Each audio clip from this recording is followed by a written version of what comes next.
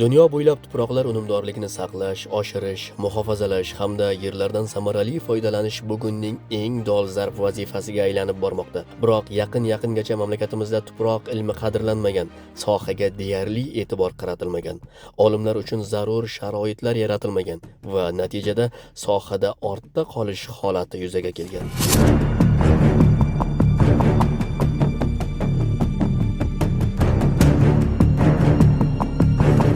Bugunga kelib vaziyat butkul o'zgardi. Tuproqshunos olimlar tomonidan kechiktirib bo'lmas chora-tadbirlar amalga oshirilmoqda.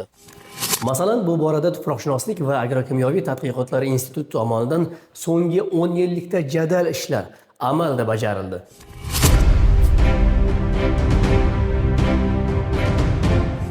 Xizmatlar sohasi barqaror rivojlanishi uchun qulay shart-sharoitlar yaratildi.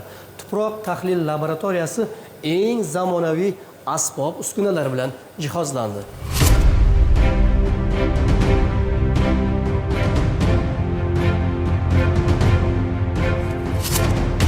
Ushbu uskuna AQSh davlatidan keltirilgan bo'lib, u tahlillar davomida 70 tagacha elementlarning konsentratsiyasini tez, aniq va barqaror aniqlash imkoniyatiga ega. Ushbu uskuna oqimli tahlil ishlarini avtomatlashtirilgan holatda amalga oshiradi. Tuproq va suv namunalaridagi reagentlarni kiritadi, namuna oladi, detektorga yuboradi. Keyin avtomatik yuvish, reagentlar almashtirish va o'chirish funksiyalarini bajaradi. Bir so'z bilan aytganda, mazkur noyob uskuna bir necha ishchi kuchi hamda vaqtni tejash imkonini beradi. Qolaversa, ayni jarayonlarda ish sifatini karrasiga oshiradi.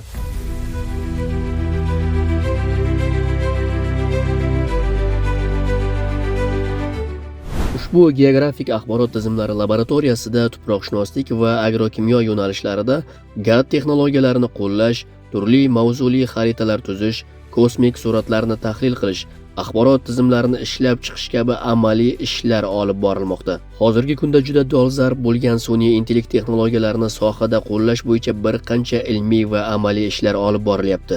Hamda ushbu ishlar natijasida Uz Soil AI dasturiy ta'minoti ishlab chiqilgan.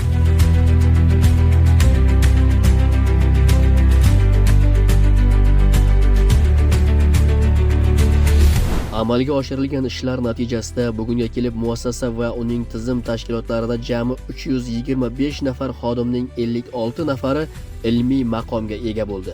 Institutning ilmiy salohiyati esa 71,4% ni tashkil etmoqda.